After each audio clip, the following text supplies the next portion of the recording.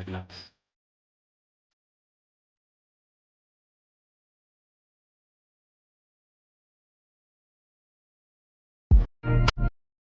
Hey y'all, welcome back to another episode of Black Sporadic. I'm Kaz, your host, and today we're going to be talking about a personal favorite and something that I've been going through in my own personal and professional life, and that is developing interpersonal connections. Today I have an amazing peer, an amazing scholar as well with me, Poojan Patel, to discuss the hurdles and triumphs of developing interpersonal connections. Hey Poojan, I'm so happy you're here, and I'm just, again, thank you so much for coming here and like spending time with me. Hey, thank you so much for having me on the podcast, Kaz. My name is Poojan Patel. I'm now a graduate of Lincoln University and Woo! graduated this Sunday. Thank you, thank you. And during my time at college, I had the opportunity to make a lot of friends and develop interpersonal relationships. So I'm really excited about this conversation today. Yes, of course. So, for those of you who don't know, interpersonal connection refers to the social relationships and interactions individuals have with each other, encompassing the bonds and affiliations we form with family, friends, colleagues, and others as well. So, with that being said, most people in our generation are developing connections through school, activities, religious places, anywhere really. So, where do you feel or find yourself connecting with people the most? I mean, I've got to say, I find myself connecting people with the most in places that I am most authentic in. So I got to say, like at college, I joined different clubs that reflected something that I was passionate about. So I was on the trivia team. I was on the National Association of Black Accountants. I was the man of the year. So I had a lot of male achievement type of events and things like that. Those events and those clubs that I joined helped me surround myself with people that were more like me and that I could connect with. So it's really things that you're most genuine and most passionate about that really helps me connect me with people that I can call my lifelong friends now. Yeah. So how was like your experience with that and like what did you learn about yourself like throughout that process or throughout those 4 years at Lincoln? Man, that experience was so dope. I mean, I was able to meet people across the country, across the world actually, and just learn so much. I was able to travel to the Netherlands just because I knew somebody. I was able Mm, to go to California with the trivia team and meet, but just a bunch of nerds. We're trivia people. We like knowing random facts. We're a bunch of nerds, right? So, yeah. just knowing that stuff and just, meeting friends at college that kind of are so diverse. Like you could have friends that, you could talk sports with, you could talk academics with, politics with, or just like have hobbies with, right? If you like fishing like I do, I go fishing with some of my friends. So, it's just these different types of diverse groups that you can tap into, which really made my experience at Lincoln really genuine and really beneficial because I felt like I left nothing on the table. Because everybody's a multi-dimensional person, meaning that, Yeah. everybody, you're not stuck in one category. Even the best artists out there have different interests, right? They're not just on music all the time, right? So, by tapping into those different segments of your life, you can meet different types of people and kind of have a full life. Yeah, I feel like Lincoln was really great for especially because it's such a small school in like such a rural area. It's like if you pick that place like you really wanted to either be there or like this was like, a last resort or like just something. Man, So it's kind of unique for everyone who is there. Like that mhm. experience is like honestly like no other. Especially me. Like I came from Boston. That's like 8 hours away. So everybody's looking at me like, why are you at Lincoln? What brought Yeah. you here? And I had no answer, but after my 4 years, I can definitely say like, okay, like this is the reason why I was here. Like definitely to learn more about myself, get out of my comfort zone. I'm not in a place that I'm very familiar with. This was not the city. This was definitely the middle of Oxford. The middle So of Amish country. Yep.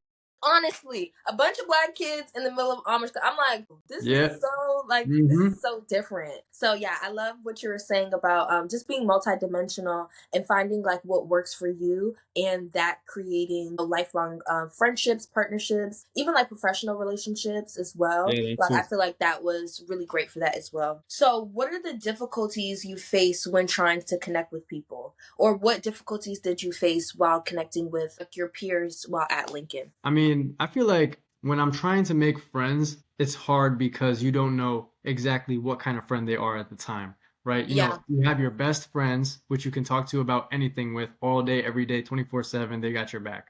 Then you got colleagues, and then you just got like peers that you're cool with, right? So you Yeah. have to figure out what kind of friend that they're going to be when you first meet them.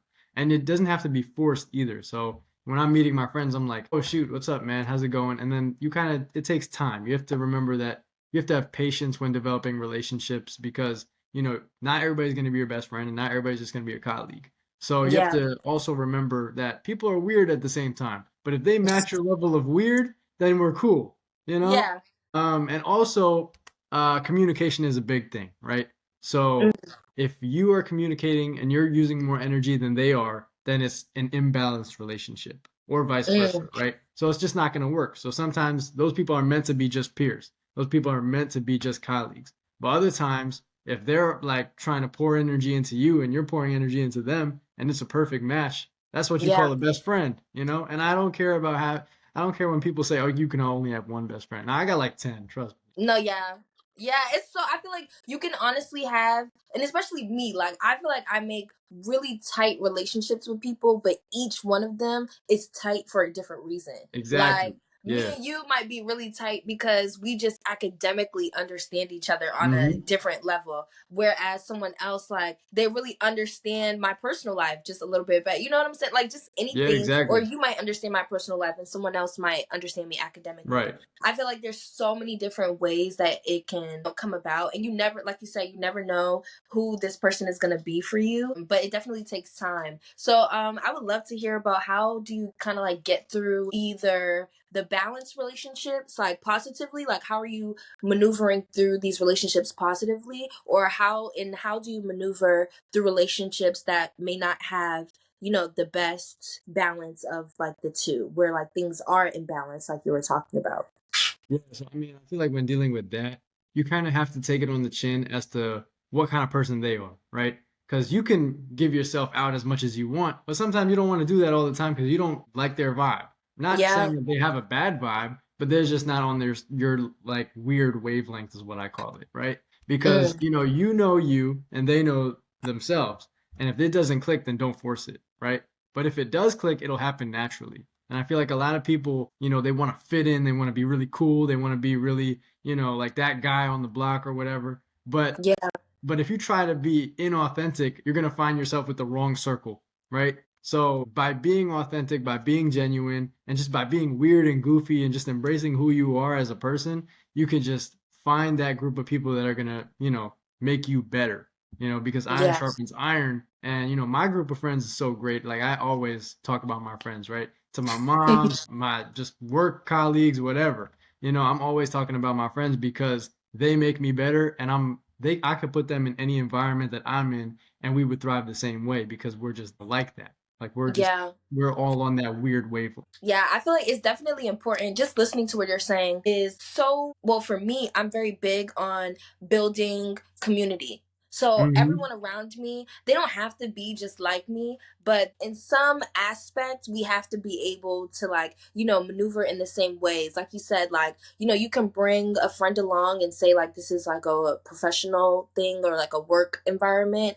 and you guys will be able to thrive just simply because like my friend is going to make the most out of every experience that we share together, whether that's with me or whether that's because of me, or if I'm not there, like they can do this on their own. And I think it's honestly something very interesting. You can still be authentic and true to yourself and still be around the wrong people simply That's because you're true. just afraid of being yourself and being who you're supposed to be. And I think that fear kind of like separates like true authenticity and like performative authenticity. So I feel like a lot of times like people are performing and they're like putting on an act, like you said, but the performance in an act is not necessarily like not them, but they're Right. not really fully themselves because Exactly. the fear is kind of like separating that that step forward to say like I am showing up as my most truest self, and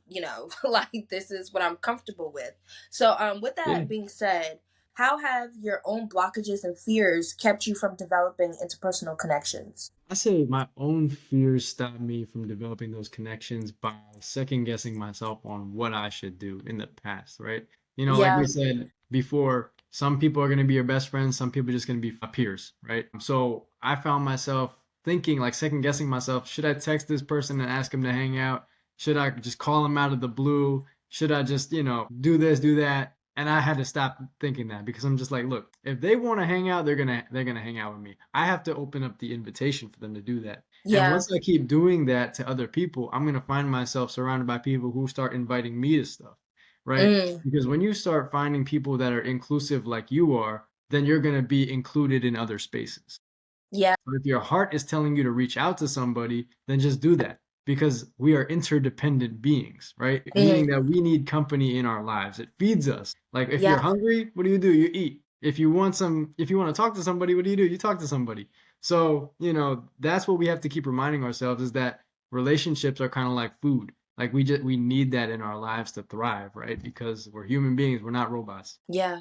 So what do you feel like? I think it was very interesting what you said in the beginning, like kind of having that hesitation, like, oh, should I do this? Should I not? What does that mean for you? Like, do you feel like where can you separate where you're telling yourself like, okay, I'm second guessing myself a little bit versus all right, maybe this is like protection. Maybe there's a reason why I'm very hesitant about reaching out or doing something or saying something to a particular person. Like what is that? What's the differentiation for you? Think that's a very good question. I think that the differentiation is when I meet a new person, right? So when I meet a new person and I'm trying to figure their vibe out and I'm trying to ask them to certain things or just text them and see what their kind of vibe is, if they're bouncing back, if they're matching the energy, then if they do match the energy and if they start texting back or if they start calling back and we just start, talking together like actively engaging in conversation, then I could say, okay, this person's cool. If they don't, and I keep trying to do that on the same energy, then I'm wasting my own energy, right? Not Yeah. saying that they're a bad person, but they just aren't on the same type of weird wavelength that I'm on, right? Yeah, just And not right for that's you. okay. That's okay because not everybody's meant to be just like you said before, you know? But I'd say the best relationships are when you find that person that's on that wavelength, like I said before. I know I sound like a broken record, but that's the only way I can put it right now. But No, it's okay. I would say that, once you start, if they don't reciprocate that energy, then you could start to back off and be like, all right, don't be a hindrance on that person, right? Don't let them find you annoying because you don't want to be annoying. But if they start matching your energy, make sure that, they feel as though they're loved and that, you want to feel loved as well. Because that's what a relationship is. It's meant to benefit the both of you. You're not meant to be a parasite and they're not meant to be a hindrance on you. Yeah. Is love like important for you to have in your connections? Like is that like one of the non-negotiables for you or no? Well, that's everything. Love is everything. It doesn't have to be romantic love. It could be brotherly love. It could be sisterly love. I say I love you to my male friends, right? As soon as we get off the phone call, I say, all right, man, I love you. I'll see you later, man. And that's just brotherly love that we show each other, not because we're not scared to show it because, and it's 2025. Let's be real, right? Yeah. It's not something that we should be afraid of. Like you should say that you love your homies. You should say you love your friends because that might be the last time you speak to them. I don't want to be sound morbid or anything, but you don't want to Yeah. end on a conversation that's an argument or anger or anything like that. Like yeah, you're gonna have fights. Like three of my best friends in college, we had moments where we didn't even talk to each other for a few months, but Mm, our relationship was so strong that we got through it. We're like, listen, man, this was stupid. Like, I miss yeah. you, man. Like, let's just talk. Let's hang out, man. I miss the good old time, and we got through Yes. it. And I feel like those are the best relationships because, you know, when you persevere through something like that, a year down the line, 2 years down the line, you could laugh at it. Exactly. I feel like I love that. And I was talking about that with my just seeing the different ways that like relationships can go. And I love that like as a man you're talking about it. So I love hearing the male perspective of it and like what guys do with other guys. So it's so cool to hear what you're saying and I love that because it's not too often where men are very secure in themselves and able to say like this is what I do with my homies and yeah and I'm not I'm not shy about it so And I you love shouldn't that. be. Yep. So through connecting with people, I found that sometimes what stops my connections or what stops other connections that I observe from developing is the effect of outside influences. Some connections have not been able to weather the storm. So with that being said, what are some outside influences that could negatively or positively impact a connection? I would say I'll start with negative and then I'll go to positive. So the negative expect or influences is definitely social media.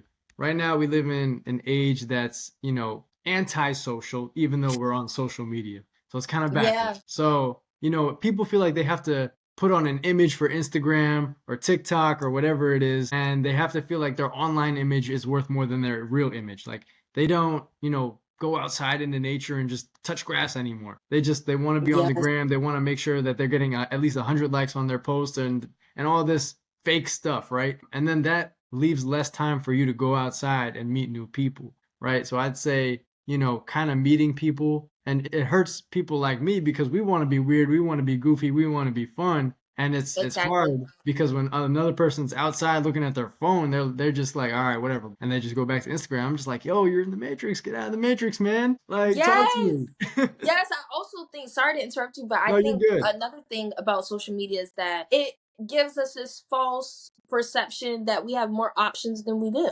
Like, Mm-hmm. I feel like it gives us this idea that like we're bigger than we actually are. Yep. Granted, some of us are exactly who we think we are, Mm-hmm. but for the majority of people, I think it's kind of put us in a mental space of thinking that, yeah, I'm better, I'm here, and you're there because of the online presence. Like I feel like it's the same thing as before. Like before social media got really popping, people really wanted to look good on paper. So what, you Right. look good on paper, but your in-person value is shitty. Yeah.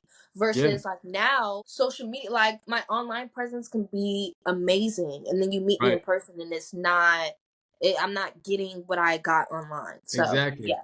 You could be as, decorated as you want on social media, on Instagram, put as much makeup as you want on there, have as many likes as you want, but if you're just an asshole to me, then man, I'm not going to like you. Yeah, exactly. But then Exactly. there's that flip side of social media that is also positive because it teaches people how to be better in their relationships. So, Yes. are you familiar with who Trevor Noah is? Trevor Noah. I feel like I've heard of him He's a before, but comedian that used to be on The Daily Show, but so I was watching one of his videos, and this was on Instagram as well, and it taught me yeah. something that I didn't know about. It's called liming. So it's like basically liming is being in the presence of a friend without having the expectation or the thought of you needing to do something with that friend through like an Mm, activity or something, right? So okay. like if I hang out with my friend and I'm like, "Hey man, let's go get some food." I'm broke, man. I can't. All right, well, let's not hang out today. Like, no, you can still hang out, just be in the crib chilling Exactly. with each other, right? We just And gotta rearrange some things. exactly. And that's how, if without having the objective of having to do something or be someplace that feels productive, you can develop deeper relationships because now you're in the company of each other. Not saying you have to be roommates or anything, but Yeah. I would say me and my roommate at college, we developed like this, like we're super close, right? So I would say just being comfortable in the presence of each other and kind of just knowing each other is very, very, very important. Wow, that was really dope.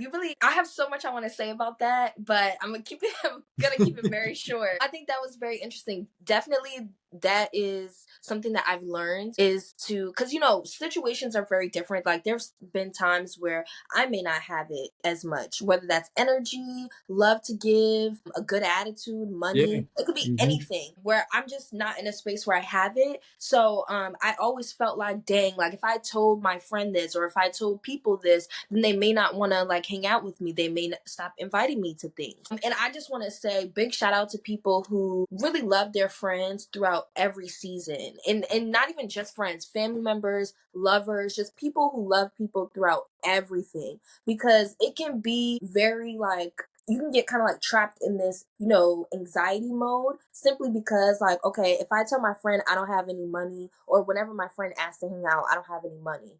After the third time, people are like, yeah, I'm just going to stop inviting you to stuff. And it's like, well, damn, what if Right. I get money a month later from now and, I don't have no friends around because y'all stop inviting me to stuff. Right. So it paralyzes people. So I really love what you were saying, just making it more comfortable to, be able to pivot and change whatever, whenever the circumstances permit that. So why do you think people are afraid of showing up as their truest and most vulnerable version of themselves? I would say it's because people were once themselves, right? They were their most authentic version when they were a little kid, and then they got chastised for it. They got cast out of a group because of it.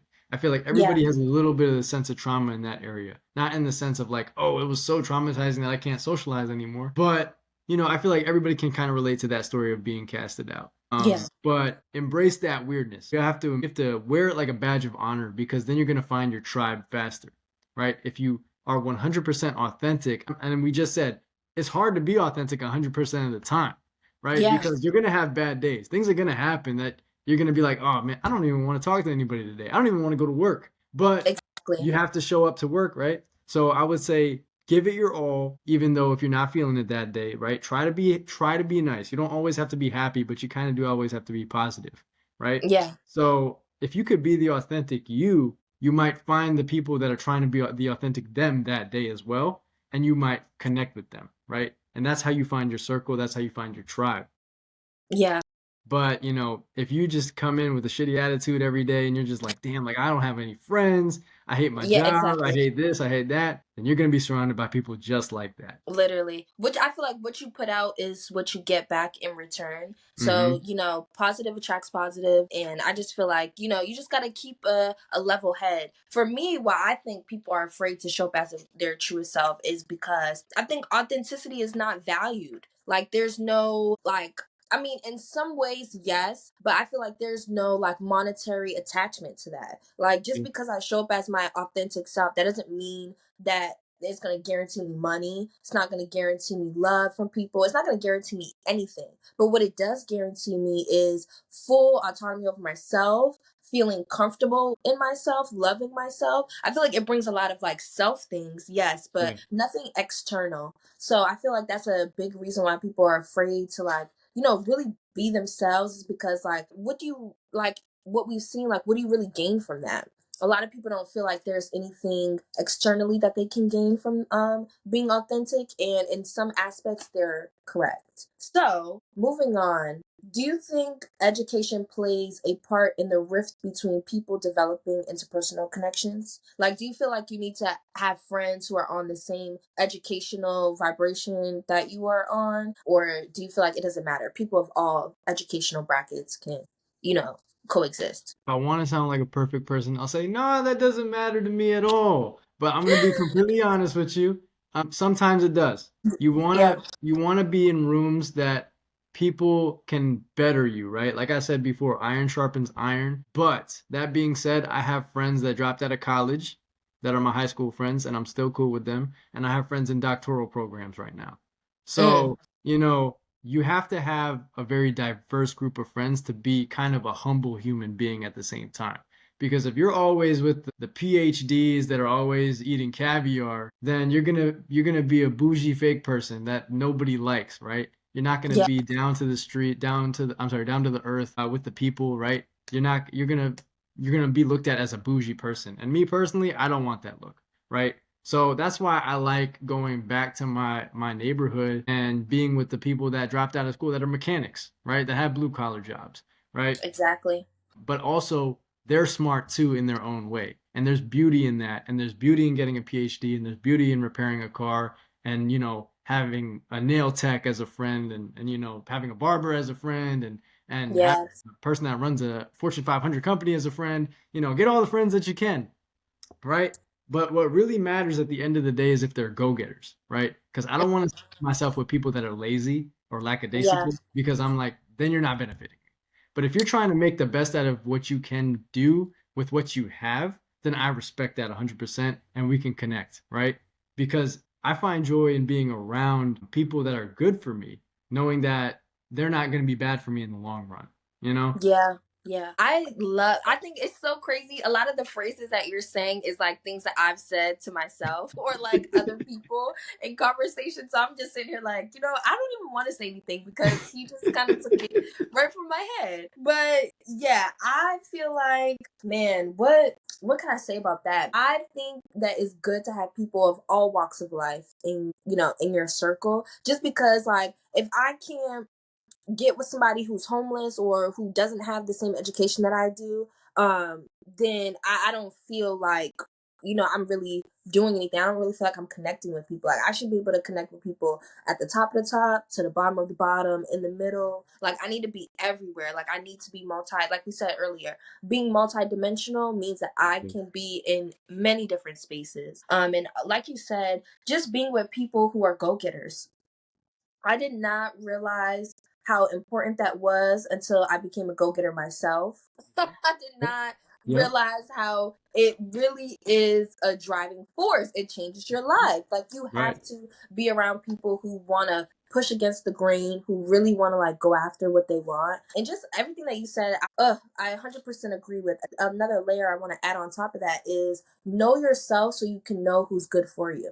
I feel like when you don't really know yourself, you have no idea what's good, what's bad. You can't Mm-hmm. tell left from right because you're not even thinking or seeing clearly. Yep. So I feel like that's another level of it that I would add. But everything that you said was very true.